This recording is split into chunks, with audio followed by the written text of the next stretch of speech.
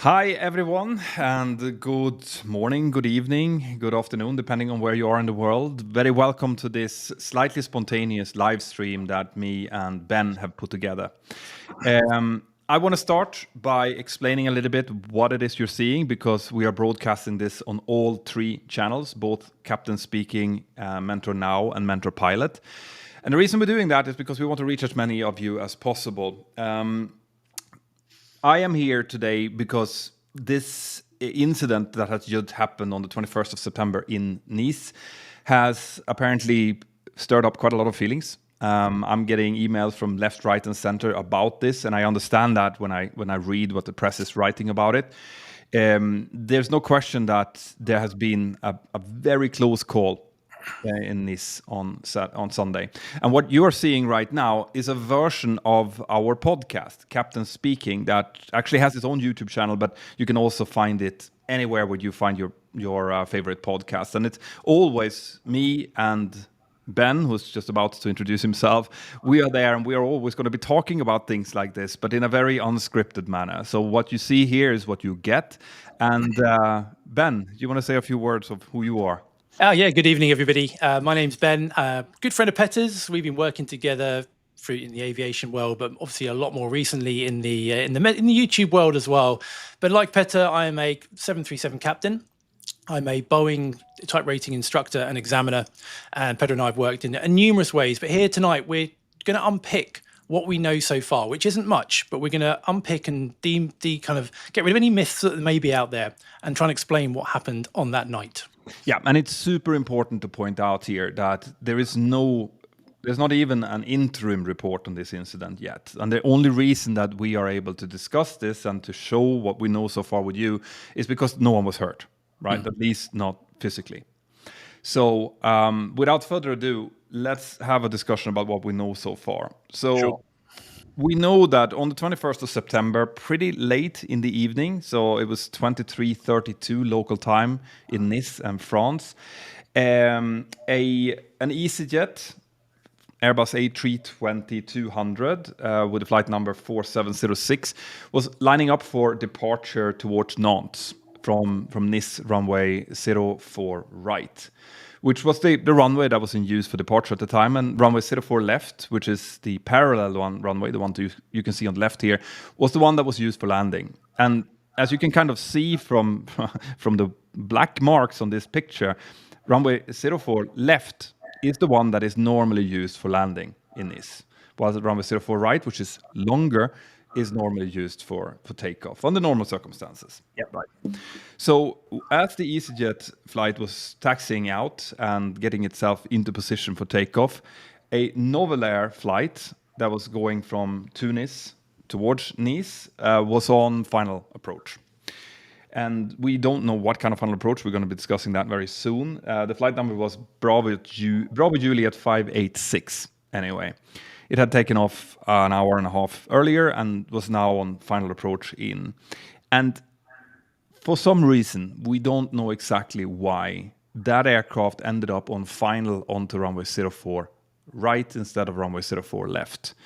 And it proceeded all the way down to what we can see according to Flight Radar 24 and other ADS-B services, down to an altitude of only around 50 feet over the runway before it initiated the go-around.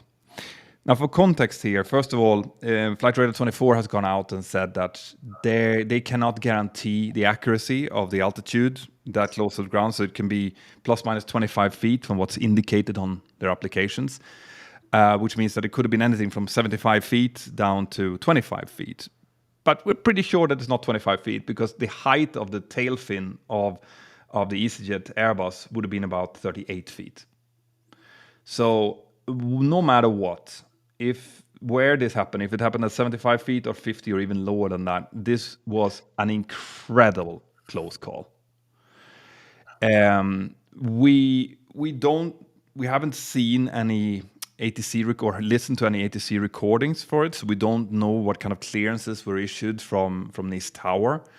But we do have some initial reactions from passengers on board, and what they thought that they felt, and they thought that they felt turbulence in the aircraft, in the EasyJet aircraft. They thought they felt the turbulence of the Novel Air flight overflying them. We're a little bit skeptical about that, for the simple reason that if you're standing on the ground, you won't feel that much vibrations, even from aircraft, taking off on a parallel runway very close to you. So it's a possibility that maybe the aircraft was actually starting to roll, and that the pilots in the front stopped rolling when they realized what was happening, and that was what people in the aircraft was feeling. But again, we don't really know for sure.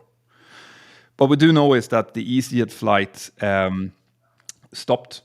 They taxied back again into the terminal, disembarked the passengers and canceled the flight. And the Novel Air flight did a normal go-around, and then they came back in for another successful landing attempt, and everyone landed safely. So we know that much.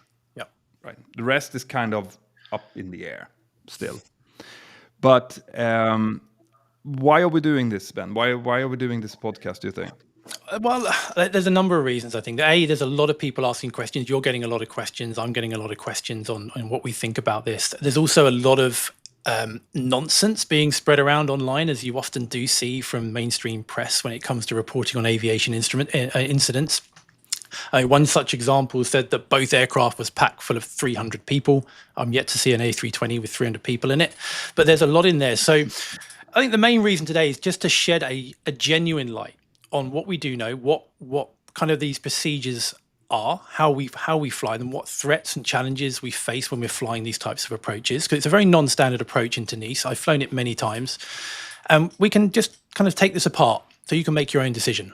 Correct. So obviously the BEA, which is the French Aviation Authority, has opened an investigation into this. They're classifying this as a serious incident, which they definitely should. And that means that there will be probably an interim report coming in about 30 days or so. And then we're going to have a final report happening generally for something like this, maybe within a year or so. Yep. When they have investigated everything.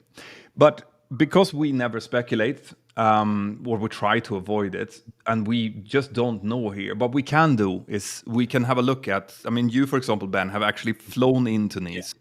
So we can have a look at what kind of procedures are available and compare those with what's on Flight Radar 24 and see if, what kind of approach would this Novel Air flight have done. And also, there are many possibilities here.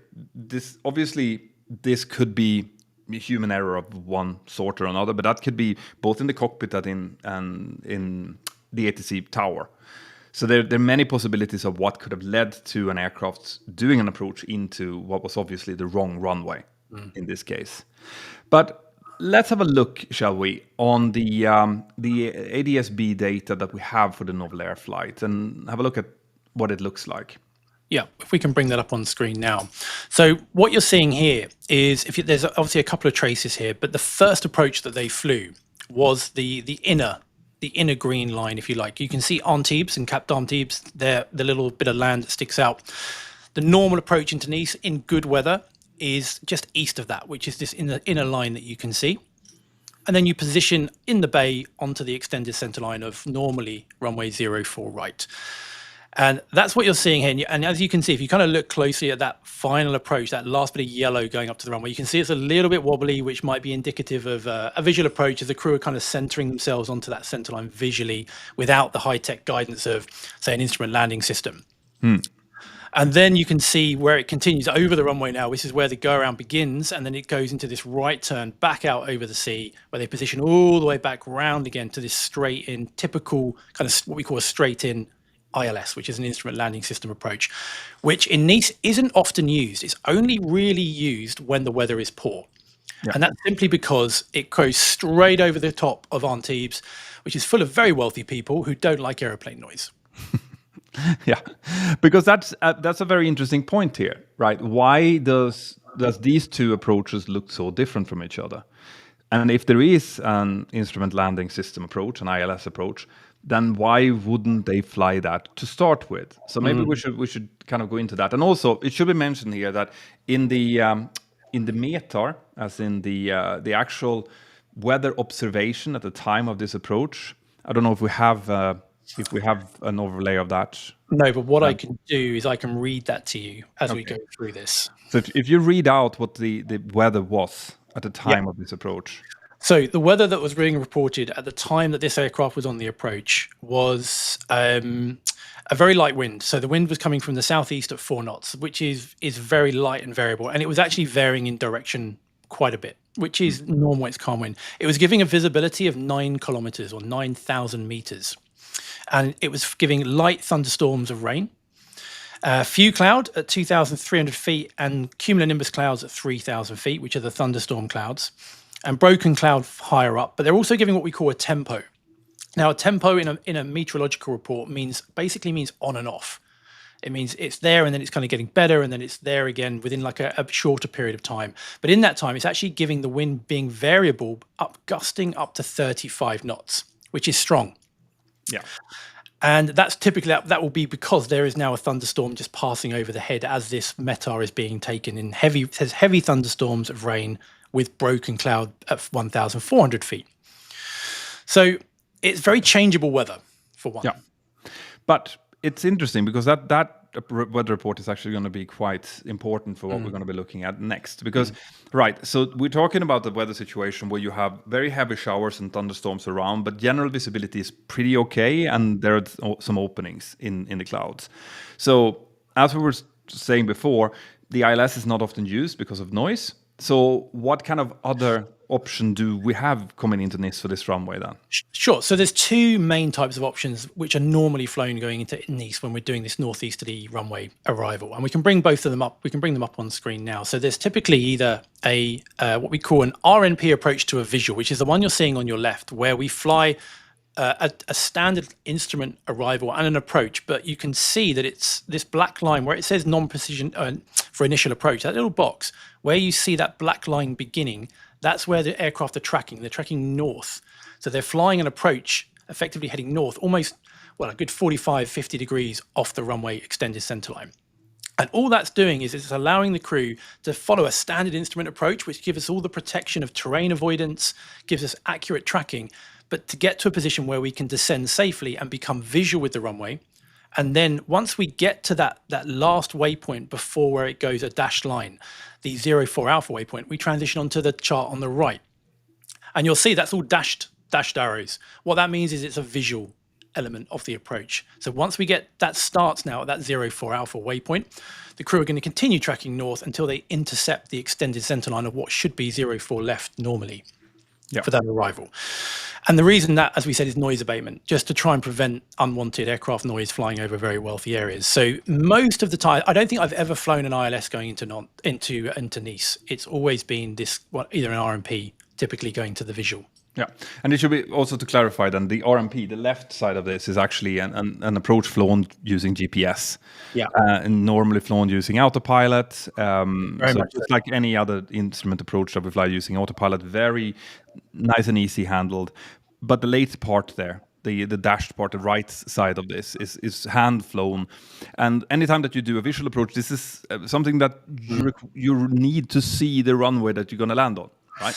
So you have to already at that point see the runway. You have to have it in your mind, like that's where I'm going to get down, and then you are going to disconnect the autopilot and you're going to fly this visual segment down to that runway that you see. Right? So this is obviously, if you I don't know if we can zoom in on the left one of these plates. We might be able to bring that up in a moment actually, but yes. Yeah. What you're going to say? Because what I would say on this one is that going into Nice, anyone has flown into Nice will know that the workload is generally a lot higher for the flight crew compared to going into, say, and what I call a normal airport where you have a straight in approach. Because when we're doing these non-precision approaches, which is what an RMP approach is effectively, or this type of approach, it's a lot more briefing involved, that we have to use different modes on the autopilot. And there's also like step down altitudes where we'll get to a minimum altitude at a certain waypoint, and then we have to step down to the next waypoint. And we're actively doing this as we go along. And the workload's a lot higher. And obviously, as soon as we go visual, we're now manually flying the aircraft with the Mark 1 eyeball, looking out the window, trying to visually maneuver this airliner with hundreds of people down the back. So again, the workload's quite high. So that's the first thing I would say to have in the back of your mind when we're looking at these approaches. Yeah. The second thing that I want to point out, which is something that you said before, Ben, is that if you look down into the right bottom corner of this plate, you'll see the sealing required. Okay. Yeah. And you'll see that there's a day box and a night box. Now, this was 23:32 local time, which at this time of year is pitch black in Nice. So this is definitely nighttime.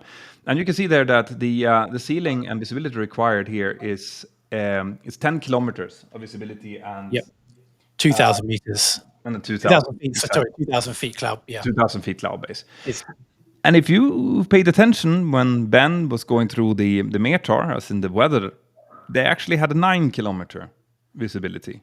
They didn't have a 10-kilometer visibility. So for this one to be flown, it would have been marginal, right? And it wouldn't strictly been even allowed if they actually flew this one.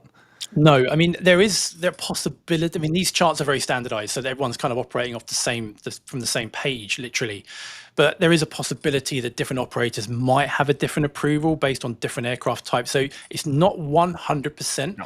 But based on the information that I see, this is the minimum vis for this approach is 10 kilometers. Yeah, and in any case, 10 kilometers, 9 kilometers, there would have been pretty good visibility. So you could see why someone would go in and possibly be cleared for this approach anyway. But the interesting bit here is obviously that 45-degree dogleg, because if we go back to the ADS-B data, Navin, if you can bring that back on screen, you can see that it matches up pretty closely with the track that we can see here, right? So the likelihood of them using some type of variation of this approach is pretty high. Yeah, I think it's clear to see that that's what they were using. And one other thing, while we're talking about visibility, particularly at nighttime, we know from the METAR that there was either light rain or heavy rain, depending on where they were in relation to that part of the forecast. When you're flying an aircraft, a bit like when you're driving your car, if you're driving in rain, you've got the windscreen wipers going, it's going to be flowing up the windscreen. Yes, it's 9-kilometer visibility, but that doesn't mean you can see clearly behind your window. No. That will play a part into what they could actually see out that window. Yeah. So what we really want to point out here is the visual part, right? Whenever we're doing visual approaches, that visual element is a bit of a risk. If you compare to what we do when we're flying an ILS approach, where we have instrument that tells us exactly that we are on the center line of the correct runway. Yep. If you're going in for a visual, it's always going to be the perception of the pilots to decide which runway they're going towards. And at an offset of 45 degrees, when you have two parallel runways pretty close to each other, that area of when you're coming at 45 degrees, it's actually quite dark in that area. Like you would think that the runway lights, for example, would be really, really bright from all directions, but it's not really. It's pretty dark, and you have two distinct runways here. And another feature which a lot of people don't think about in this is that there's no approach light system to any of these runways going out into the sea, and that's very rare. Yeah, but if you look at places, that do have approaches over the sea, places like San Francisco, that you'll see like almost like a pier going out to sea, housing all the lights that lead the pilot into the runway. And if you had that on 04 left, for example, and you didn't have it on 04 right because they were turned off, that would eliminate or massively reduce the chance of getting the wrong runway. But they don't. There's no approach lights at all. All they have are what we call high intensity runway lights, which mark the edge of the runway and centerline lights and the end of the runway. But the problem with those lights is that they're not kind of omnidirectional. You can't see them from a 360-degree pattern. They're designed to be very high intensity, but pointing down the axis of the runway. And one thing that came to mind for me with that is when you're approaching that runway now from a 45-degree angle, runway 04 right is the first runway that's going to become clear. Yeah, correct. So you can imagine the scenario now where they're working hard, the wipers are going, the rain's falling, it's dark, and they just see that runway appear. It'd be very easy you can see how that could happen. Oh, for sure, absolutely. But this is what I often, when I do my incident investigations and the videos, whenever there's a visual segment, a visual approach involved, I do highlight these risks, right? Because you become susceptible to human error at a much deeper level than you would when you fly an instrument approach. And I'm sure that when it comes to the investigation here, we're probably going to see the BA looking very closely into, for example, lighting on the airport, because there's no question that if that was a part of it, as in if the visual part was part of this problem, which I'm going to guess that it is, then the lighting of the airport is going to be very important. Yep.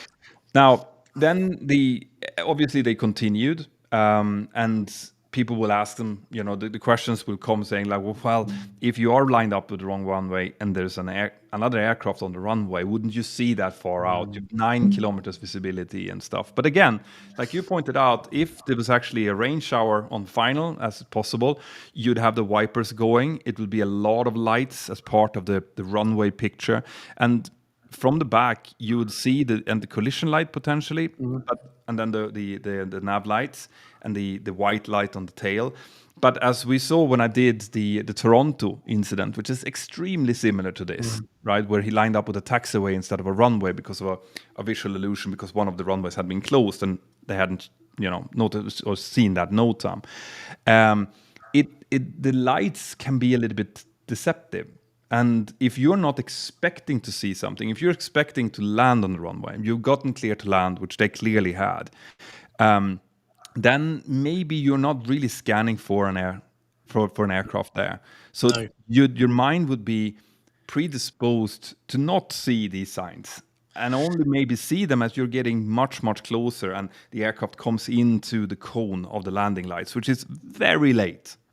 It is really late, and you and I have both flown thousands of approaches where there's aircraft either landing in front of us 2 or 3 miles ahead, and it's not easy to see. Even in daytime, it's very easy for a white aircraft with grey wings to disappear against like a light-coloured runway that's 2 or 3 miles away. You factor in nighttime, it's almost impossible to see an aircraft until you're almost on top of it, I would say.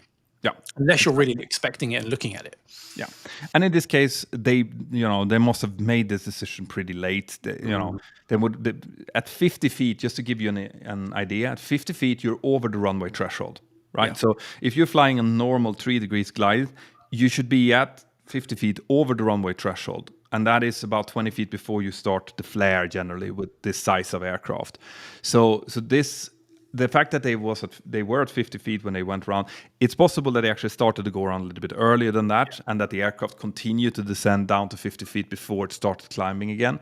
But in any case, it would have been way too close for comfort. And the 2 pilots in the EasyJet aircraft, especially if they had to stop their takeoff roll because they saw an aircraft just like thundering in front of them, because they would have seen that.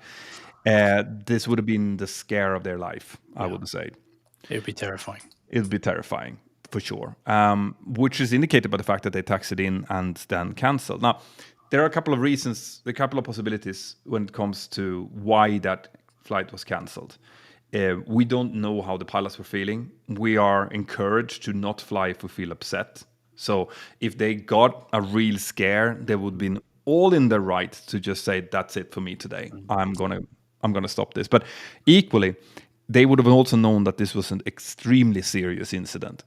And whenever you are part of an extremely serious incident, part of it is that you need to preserve whatever evidence there is. Right. In this case, that would be the flight data recorder and the cockpit voice recorder. And the cockpit voice recorder, you need to actually pull the circuit breaker for, and then that needs to be removed, because that's now evidence. Yeah. An aircraft cannot continue to fly without the cockpit voice recorder. Now, Nice is a base for EasyJet, as far as I know. So there would be a possibility that they had a backup cockpit voice recorder to replace it with. But if that's not the case, well, then that aircraft is grounded until that has been replaced. Yeah, and both of those make equal sense to me. Nobody wants a pilots that are flying if they're all shaken up from what's just happened. Of course not. Mine's not going to be on it. But yeah, the second element to that is also exactly right. Yeah, no, and the airlines always back you up. At least a good airline will always back you up if you feel that. No, I mean, I'll just give you an example. When my second boy was born, when I was actually on getting ready to do a flight. Okay. My wife was 9 months pregnant, but as you know, you never know. It's it's going to be today or it's going to be in a week. So I was continuing to fly, and then I had boarded an aircraft in the morning.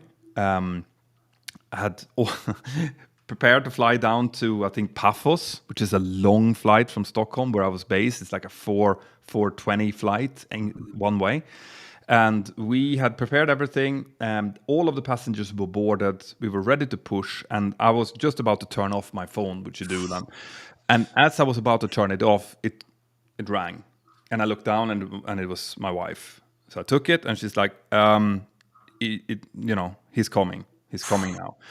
And obviously, if I had not gotten that message, I would have been perfectly okay to fly, But now I got that message, which means that my head is not on the job anymore. And I knew as soon as she said that I cannot fly now. This is impossible now. So I called my employer up, the ops controller, and said, listen, this has happened. My wife is about to give birth. I'm sitting here with a full aircraft. We're 5 minutes away from pushing, but I cannot fly. I have to offload myself. And there was not a question. No. They just like, absolutely, go to your wife. I went out into the cabin, made a PA to the passenger saying that, listen, I'm very sorry. There's going to be a slight delay, but my son is being born, so I have to leave you, and my company will take care of you. And obviously, given that explanation, the passengers understood. And what happened was that we just rolled over. So there was, captains coming in that was supposed to do a slightly later flight. They just jumped onto mine, did mine instead, and rolled the delay on, and then flew in a captain from London, actually, who did the last wave. So the delay was not that bad, but it goes to show that the airlines will always support your pilots, or should always support the pilots if they come in with a valid reason not to fly.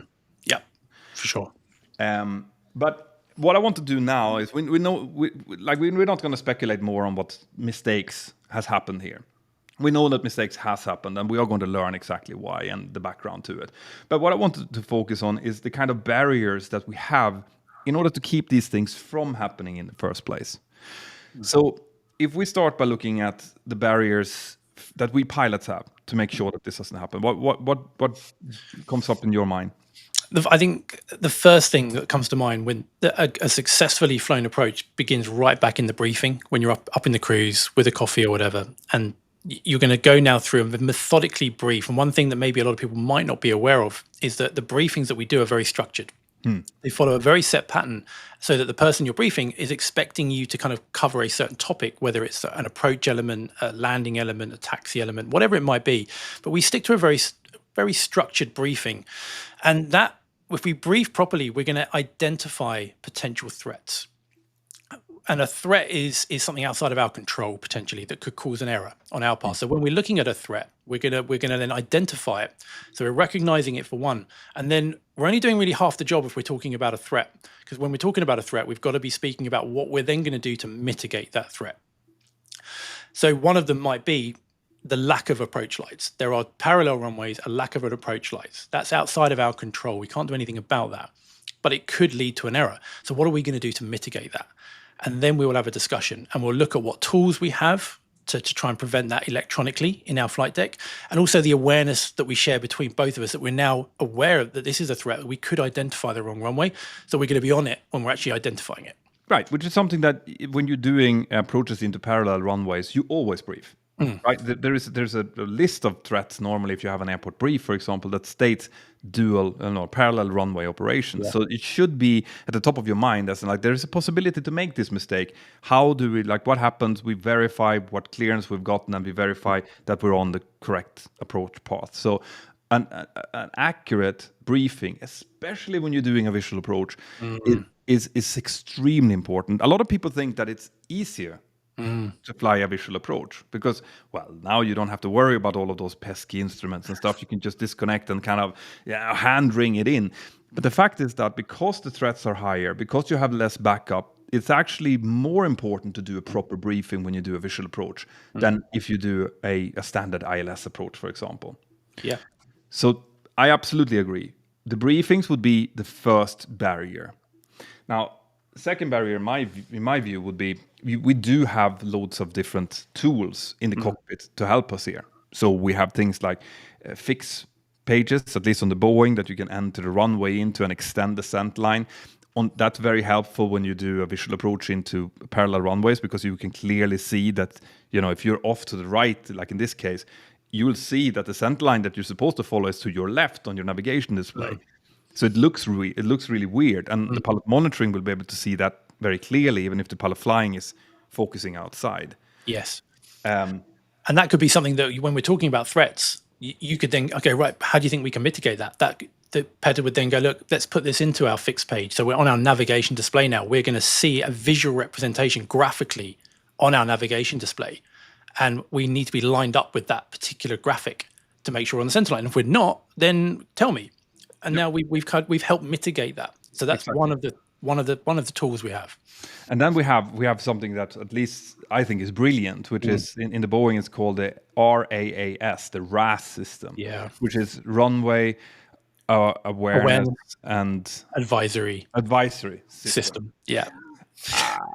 And the RAS basically tells us, it's set up so that it uses GPS positioning and it feels, for example, which runway we are approaching. So it will give automatic callouts, approaching runway 04 right, approaching runway 04 left. And it will give warnings like wrong runway, for example. Now, I don't know the Airbus that well, and I don't know exactly the system they're using, but I'm gonna assume that something similar possibly had been available, even if that is an extra add-on. I would imagine it is, because it's not a Boeing feature. It's like a Honeywell. It's something that's brought in.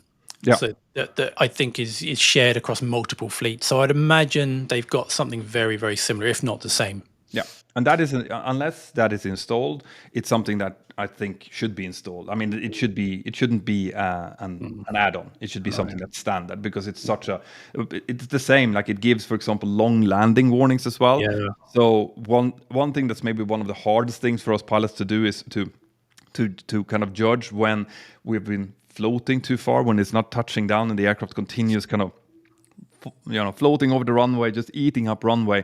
And if you're a pilot flying, every fiber of your being says, I can get it down and then I get it stopped. But in reality, you're now eating up a lot of valuable braking distance, right? And this system comes in and it calculates how much runway you have left. And it will actually tell you, like, long landing, go around, just give you that. So the RAS system, I think, is a brilliant new additive in our toolbox. Yeah. And the last thing that I want to highlight is just use an ILS approach, especially if the weather is poor. Like if the weather is marginal, there is an ILS approach available. It's at night time. Yeah, okay. Some rich people might be pissed off, but let them be pissed off. But the thing with that, there are incredible noise fines for airlines if you fly the wrong approach or you deviate from the approved path. I mean, tens of thousands of pounds or euros. But it's not going to be, if you are cleared for an ILS approach, you're not going to get any noise fines. No. It's only if you deviate or do something unapproved, which they wouldn't do. But there's a good argument. If the weather was 9 kilometers, you need 10, then that's black and white. Yeah, and it's like, nope, sorry, cannot do it. We need to do an ILS. And of course, like we said before, if you do an ILS approach, then your instruments is going to show you. If they would fly an ILS approach and then they would try to land around with 04 right instead of 04 left, you would be way off your localizer. Yeah. Right? You're not stabilized anymore. So with an ILS approach, it would never happen. And Navin, if you can help us to bring up the ADS-B picture again. Just to show you here, the second approach that they flew obviously was an ILS approach, and just look at how straight that is. If you compare it to the kind of wobbly track of the first approach, which is clearly visually flown, the second is like a dart. And that's because it's flown using the ILS, right? It's very, very exact. And as you can see, there's no question that they're going into the correct runway there. While if you can actually see that the initial part of the turn kind of looks like, on the first approach, it kind of looks like it was going towards the correct runway, but then it makes a bit of a nick over to the right. So it's going to be super interesting to hear the voice recordings in this incident, like to hear what actually went on here, because I think this is going to be one of those that we can learn a lot from once the investigation is on the way. Yeah, for sure. And the fact that nobody was hurt, it's just a free lesson, isn't it, for everybody? Exactly. And that's exactly how we work in aviation. Like, this is why I love this. And this is why I thought it was important to do this live video as well, because we can use this, even if we don't know exactly what happened here. We can do live videos like this where we explain, okay, so how do pilots react and how do we think and where are the threats and barriers in situations like this? And hopefully someone who's sitting out there listening to this will learn something even from that. even before we have the report available to us. Now, ATC, let's say that this was an ATC problem then, that they were cleared for the incorrect runway, which is a possibility. You know, what kind of barriers do we have when it comes to ATC? I mean, with ATC, I know they're a radar environment in Nice, so they would have a radar return in their tower. They would see on that, they would have a drawn extended center line, a bit like we have on our navigation display. And then we would have a radar plot, our radar return of where that aircraft is in relation to the airport. But particularly a tower controller, they're not looking at that. A bit like the pilots on a visual approach, tower controllers are more looking out of the window, controlling outside of their airport. But they do have radar inside their tower, which they could reference. So there is that. They output the ATIS, which is an automatic terminal information service, which is the weather that the tower put out to pilots, and they update it every half an hour, and it will give them the runway in use. Typically, for arrivals, expect runway 04 left, or right, depending on whatever it was. So this can help either confirm what they were briefing, or actually go, hang on a minute, they said 04 right. We were planning on 04 left, or vice versa. Exactly. And if you're used to flying into Nice, if they would have been cleared for runway 04 right, only that would have been cause to ask, confirm? Yeah. Confirm 04 right, because we never land on 04 right ever. It's rare. And even in the charts, it says to you 04 left is the preferred runway for landing. It does happen sometimes on 04. I've been there before where there was work in progress on 04 left, so they only had one runway. So, it's used for landing. But everybody knows that goes in there that 04 left is the preferred arrival runway. So it should trigger, hang on a minute, why 04 right? Exactly. So yes, even if an air traffic controller would make a mistake and clear, because that would have been a mistake, if they would, you never know, someone says the wrong, 04 right instead of 04 left, it can happen. But even if that's the case, there should be barriers in there that would stop pilots, at least get pilots to question it. So like I said, in this case, obviously, it was way too close to comfort, and one of the reasons that we want to discuss this is because these kind of close calls are kind of on the rise. We've seen several of them happening in the United States over the last couple of years, and now this one is in Europe. So this obviously has to do a lot with the fact that there's more and more air traffic, there's more and more congestion. Probably not the case at 11:30 at night in Nice, but there's no question that we as an industry need to start taking this very seriously, because there's only so many close calls before there's actually a real accident, which we saw obviously in the DC mid-air collision that happened in January. So this is something that we are taking serious, and I'm gonna hesitate to guess that there's going to be restrictions to that visual approach. I think so. The other thing that you mentioned there is it was 11:30 at night. These were acclimatized crew. This is midnight. Their potentially fatigue plays an issue here. Crew could be tired. It's hard to know. We don't know what kind of duties they've had before. If this was the last sector of a long day, for example, those are the kind of things that definitely play a part as well. So as always, there's loads and loads of stuff that plays a possible role here. But those are the things that I felt like we needed to discuss. It would be really interesting to hear now, because we are doing this live. If anyone out there have any questions, if you send in your questions now in the chat, then we can take a few of them to answer before we finish off this live. There's a good point here by JDorg0302. He was saying that he's surprised that ATC didn't notice the misalignment. And that's a fair comment. But I think one thing I would say is because these parallel runways are actually very close to each other, and particularly you factor in a bit of a crosswind because that wind was gusty, an aircraft can kind of be crabbing or pointing in a different way. It can be very difficult from the ground to judge that lateral distance between an approach on one runway, particularly at nighttime, and an approach on another. Yeah. So yes, you'd hope that it would happen, but I can understand how that could easily be not seen. Oh, absolutely, absolutely. It looks easy, but it's definitely not. No. Let's see. Is there anything else that pops up here? We had a super chat question, which we do thank you for. That's good support of the podcast specifically. Any plans to have Captain Steve on the podcast? So we are actually going to start taking guests onto the podcast. right? And again, if you're watching this on Mentor Pilot or Mentor Now, I hope that you have subscribed to the Captain Speaking podcast. It's a separate YouTube channel, right? And what you're seeing here now, me and Ben kind of just talking about stuff that we love and stuff that we want to explain. That's what you get on the podcast, right? Normally about an hour-long episode. So go and subscribe to Captain Speaking if you haven't already. And we are going to start having guests. There's some quite cool guests lined up, actually.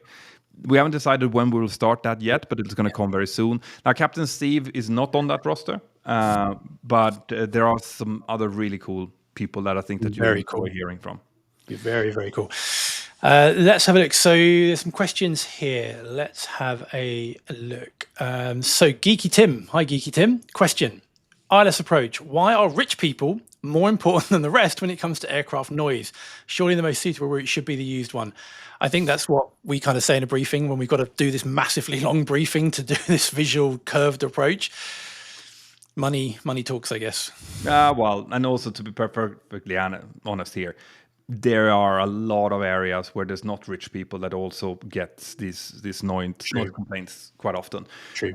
In Barcelona, for example, there are these noise monitoring stations everywhere, and it has nothing to do with income. It has just to do with not disturbing people's night sleep. So yes, in around Nice there are a lot of rich people, but it doesn't necessarily impact this, even though it's fun to say.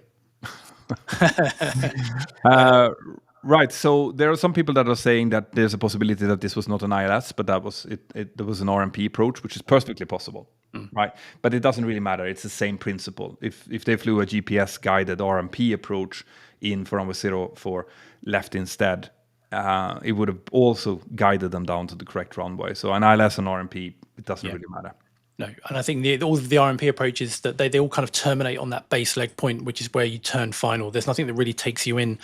But there's another question here from Enzi. It says, maybe a dumb question from a flight simmer not flying the big birds, but wouldn't it be possible to start with that curved RMP approach and then pick up the ILS, which was a good question. In other words, once you kind of get to that visual point, have the ILS tuned, and then you can position onto it. Now, that's a very good question. And on 04 left, believe it or not, that is actually what we do in my operation. If it's working, we will have that ILS tuned.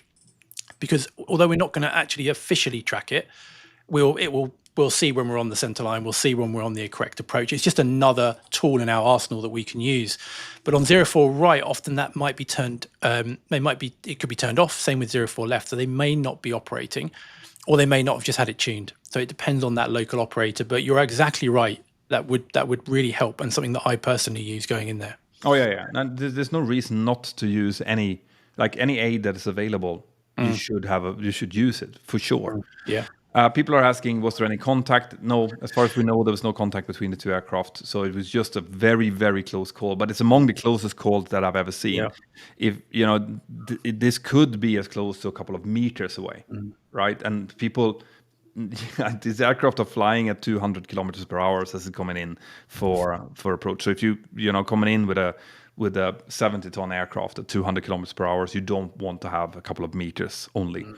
And because it descends as part of the missed approach as well. So this was a serious one for sure. And when I saw this, I was being sent loads of questions and stuff on social media, which I love, by the way. That's the way that we find some of our discussion items.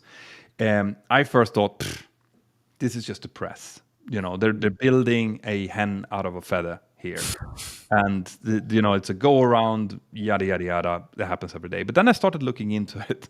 I started looking, and I started to get ADS-B data from it, and I realized no, this is not good. This is not at all a standard go around. No. There's a really good question here, actually, Petter, from Benoit, saying that wouldn't TCAS be able to report the traffic, knowing that one aircraft is still on the ground and the other is at a low altitude?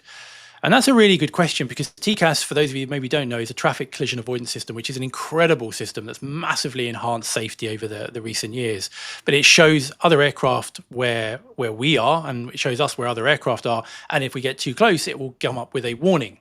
It will come up with a climb or a descend.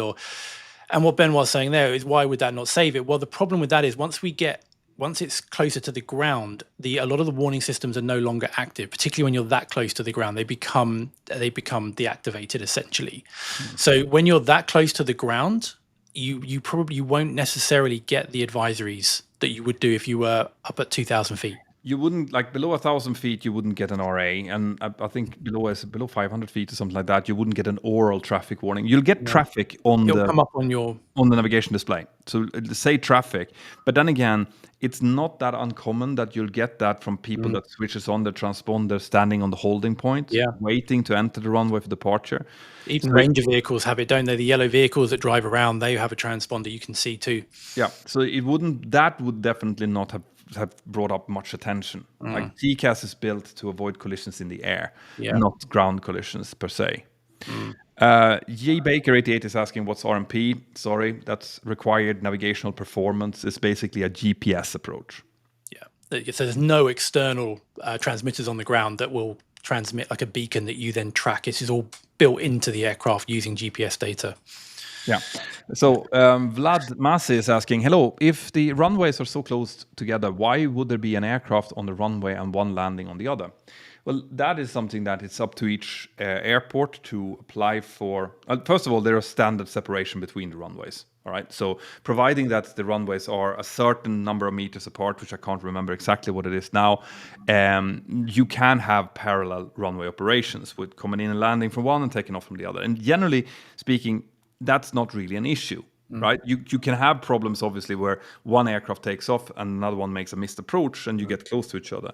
But in those kind of situations, the airports have to apply to the authorities for an exception from certain rules. And if the authorities find that, yes, there are mitigation procedures, for example, the missed approach is turned away from the other runway or something like that, then it's approved. And we see that in many, many runways around. Yeah. And Sasha brought up a question here. Is it possible that the incident will be a catalyst for improving runway lighting, etc.?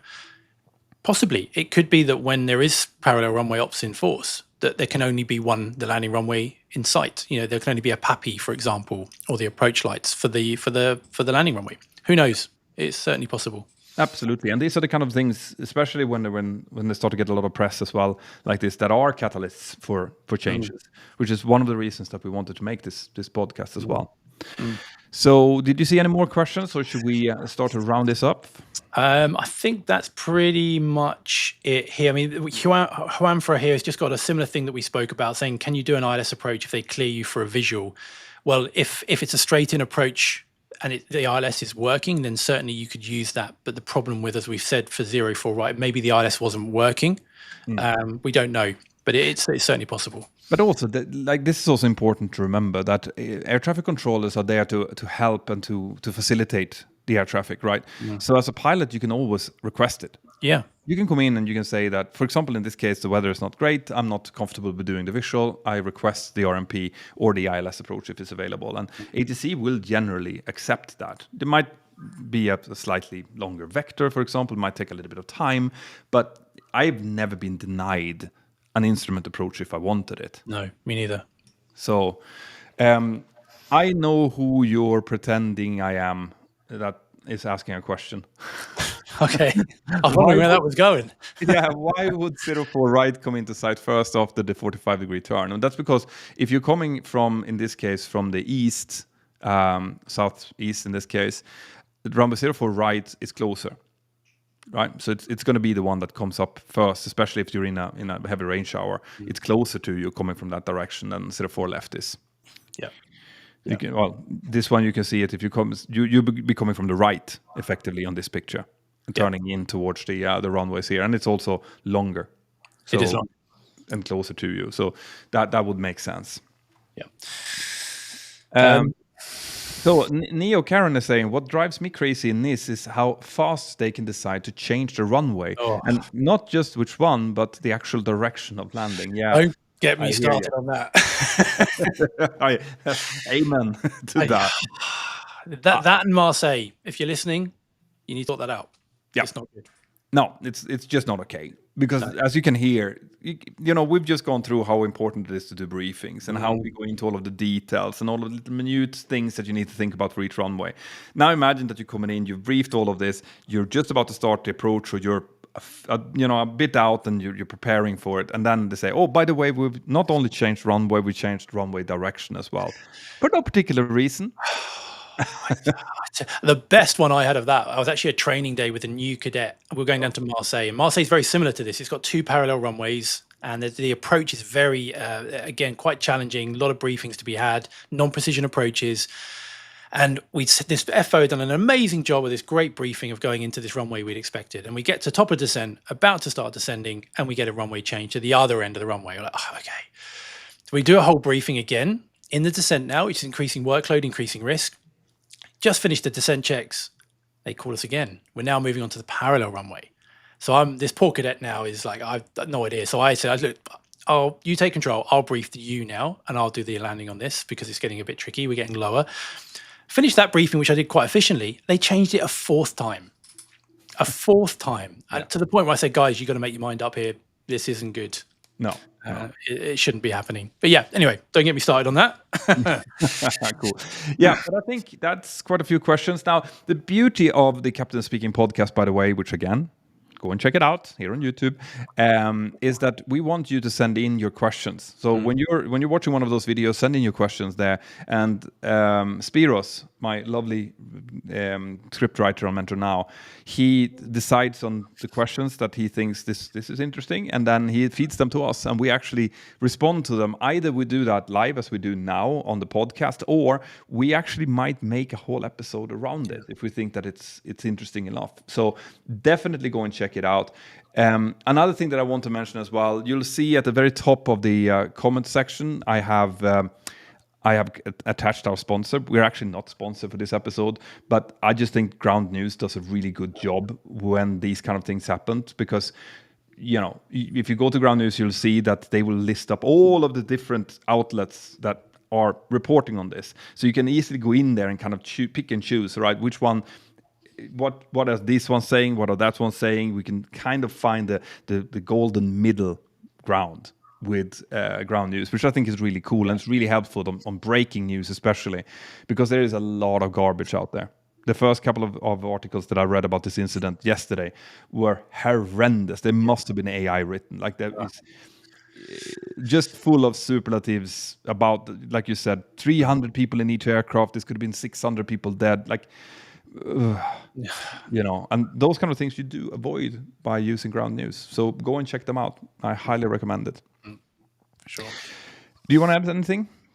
No, I think that's it.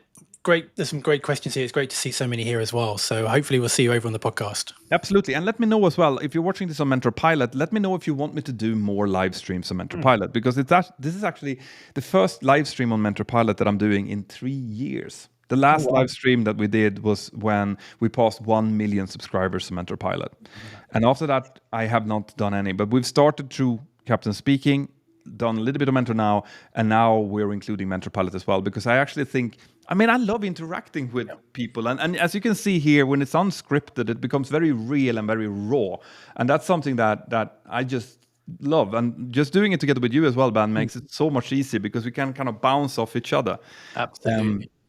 It's super, super nice to do, and it doesn't, like, I would love to do more of it. So if you guys are watching this and you think that's a good idea, let me know, and we will certainly do more of them, especially when stuff happens out there that you can maybe want to get explained. Sure.